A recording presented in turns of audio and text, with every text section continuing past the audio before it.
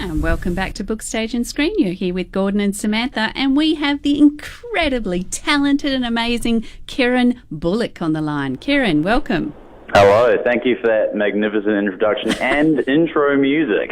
Oh yes, it's a bit funky, isn't it? We don't mess around here. That's to follow, but I'll do my best. Yes, try to keep up with that kind of rhythm. Yeah, you've got to follow pseudo echo. Take that.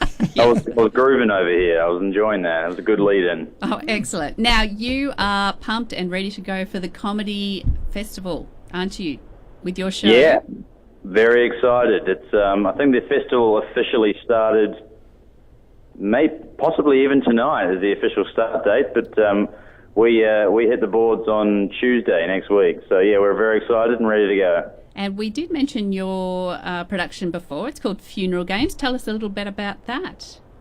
So it's probably something a little bit different to the standard comedy festival fare of stand-up and sketch. It's a British farce written by Joe Orton, who was a very prolific British farce writer for about 5 or 6 years in the 60s before he was actually murdered by his partner.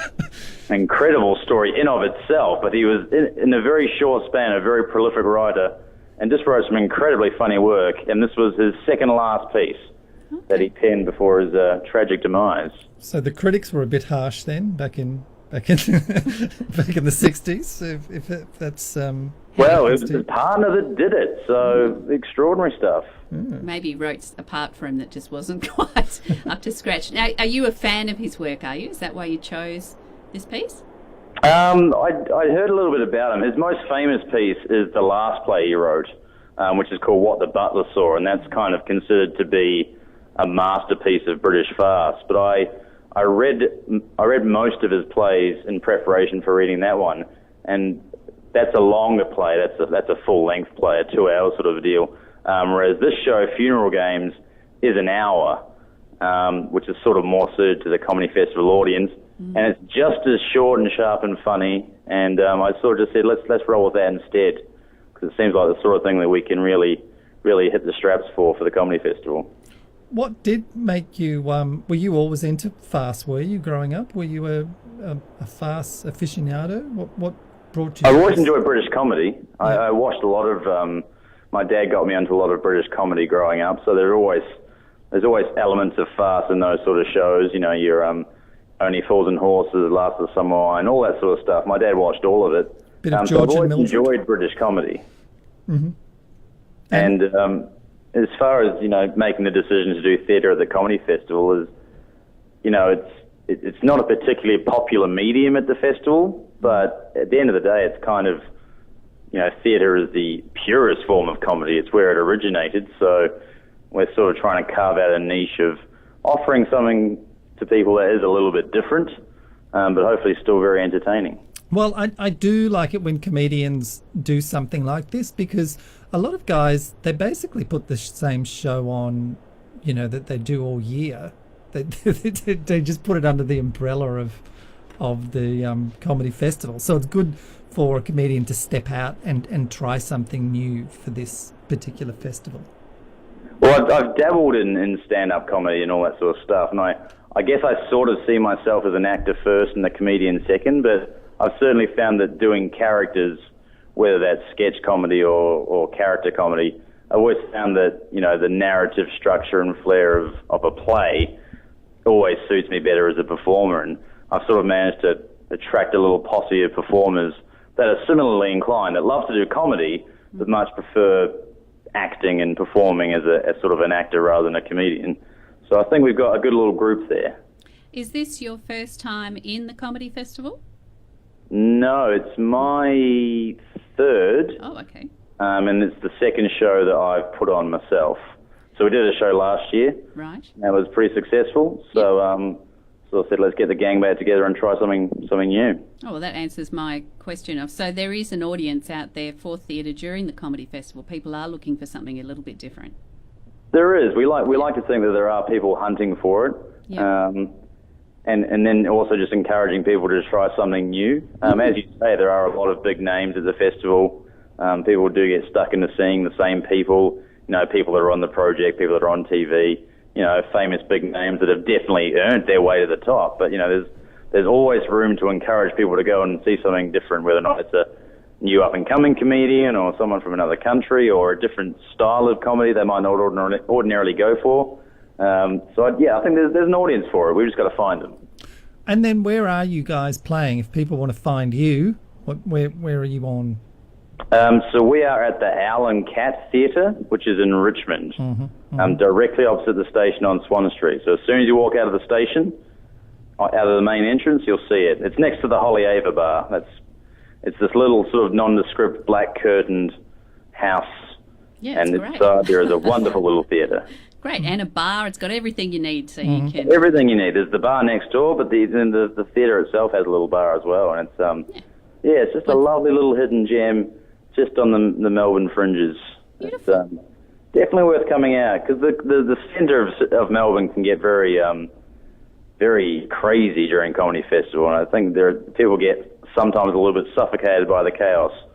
So, I think we're offering people just a little getaway. Come and see something a bit different. And it's easier for parking one as well. stop away on the train line. It's 2 minutes. 2 minutes on the train. It's great. And we should mention, so you're April 4th to 7th and the 11th to the 14th.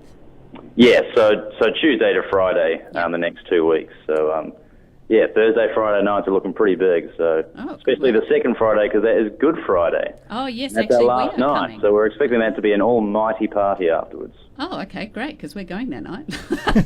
Excellent. Beautiful. Wow. Be prepared to kick on. Right, we'll catch the train. I'd be advised to. Excellent. Convenient. Now, do you go on to do this play somewhere else outside of the festival, or is that the plan?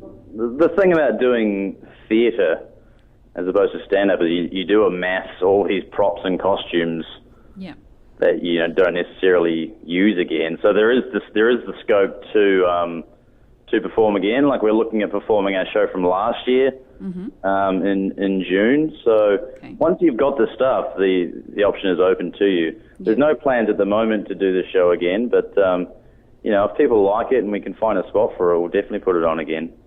Beautiful. And so what was last year's show? The 39 Steps, which was a smash West End adaptation of an Alfred Hitchcock movie. Yes, yeah.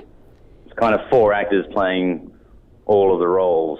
So, very popular. It's one of the longest running comedies in London's West End, and one of my favourite shows of all time. I saw that in London and went, yes, I must have that. And we did that last year, and it was immense fun.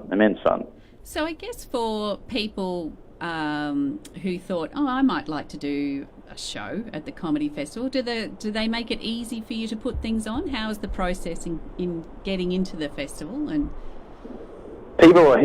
you tell people that you're in the Comedy Festival, and people are very impressed, as if there's some sort of criteria of level of comedy that you have to achieve. All you need to do the Comedy Festival is a venue and the registration fee, which is about $500. Oh, okay. As far as actually putting a show on yourself, it is fairly straightforward. The hardest part is probably negotiating a venue, because venues are in high demand. Right. But as far as the Comedy Festival administration goes, they're very good about guiding you through the process. Okay. And I would certainly say that if anyone's thought about doing it or wants to do it, there's not really a lot to hold you back other than just being organised and going for it. Oh, you just lost us there. We were so close. And then you dropped that bomb about being organised. Well, because the Comedy Festival registrations close in November. So that's as in you have to have all your venue stuff organised and signed off in November, which means you have to be thinking about it really in October, which is when the fringe ends. So there's this overlap. If you do back-to-back festivals, that you think they're 6 months apart, but the administration parts of them always overlap.